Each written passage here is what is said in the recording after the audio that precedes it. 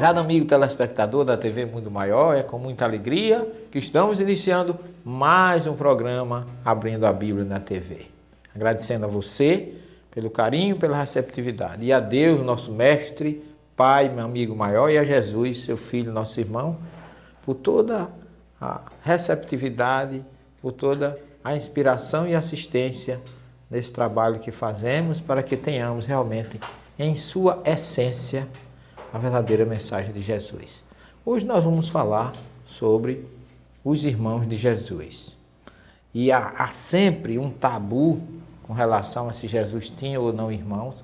E eu queria dizer a vocês que o que nós apresentamos aqui não diminui de forma nenhuma o nosso carinho, o nosso amor e o nosso respeito por Jesus.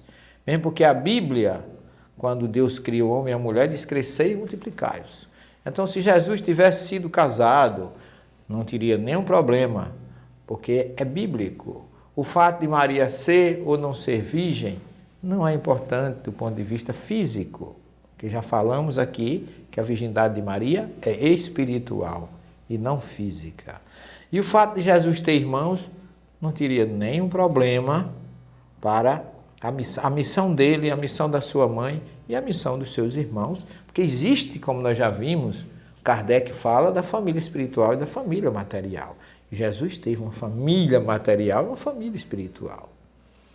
Então nós vemos os evangelistas citando que Jesus teve 4 irmãos e provavelmente 2 ou mais irmãs. Os seus irmãos foram Tiago, Judas, José e Simão, filho de José com Maria. Deixar bem claro para ninguém dizer que eram filhos do primeiro casamento, eram primos, como muita gente coloca, a palavra hebraica para irmão é primo, não. Irmão é irmão. Em hebraico, ahim, irmãos. E primo é ben dodi, filho do meu tio. Se alguém quer dizer em hebraico que alguém é primo, diz assim, que ele é ben dodi, que é filho do meu tio. Então a gente entende que o filho do meu tio é meu primo. E em nenhum momento os irmãos de Jesus são apresentados como filho do tio dele. Mas são ditos no texto que eram irmãos de Jesus. Está lá em Mateus, está em Marcos, está em João, em vários evangelistas, essa citação.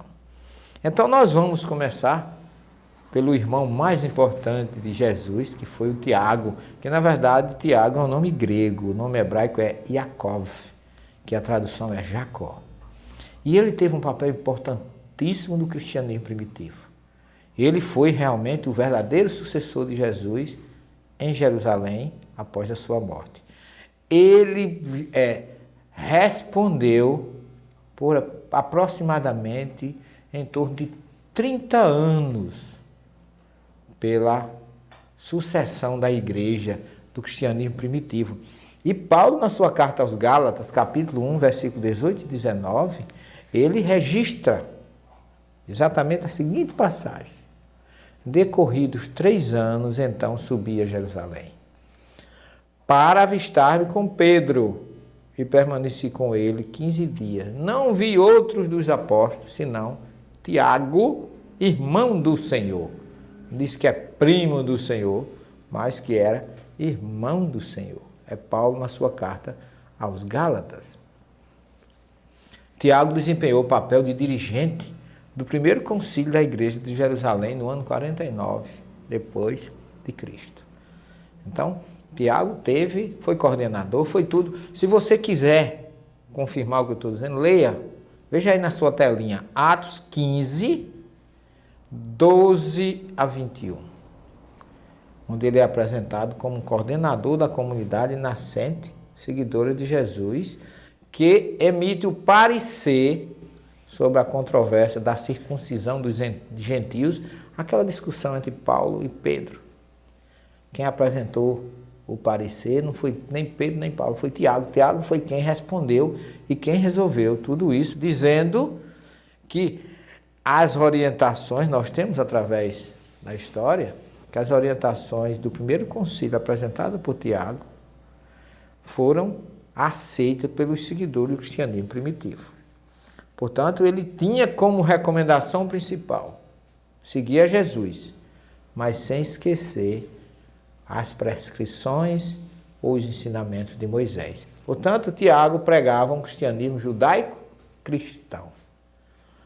Mesmo porque, no cristianismo primitivo, todos os cristãos, vamos dizer assim, entre aspas, porque não existia ainda cristianismo, o cristianismo só foi batizado, foi citado por Lucas, mas só foi aceito como religião depois do ano 313, com o imperador Constantino.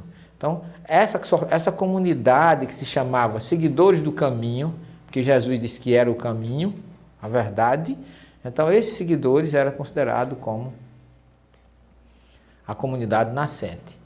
E aí tem uma questão, se você pegar o Evangelho Gnóstico de Tomás ou de Tomé, no versículo 12, pega o quinto evangelho, considerado o quinto evangelho, o Evangelho de Tomé, que tem a seguinte afirmativa.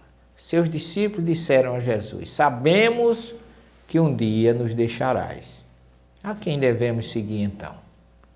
E Jesus lhes disse: aonde quer que fores, ireis até Tiago, o justo, por quem a terra e os céus foram feitos. Portanto, Jesus, segundo o Evangelho de Tomé, aconselha os discípulos a seguirem o seu irmão Tiago, que ele chama de o justo.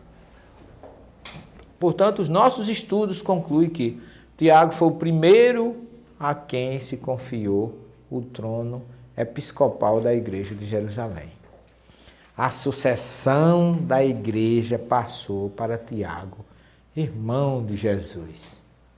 E Tiago defendia um movimento judaico-cristão, como nós já falamos.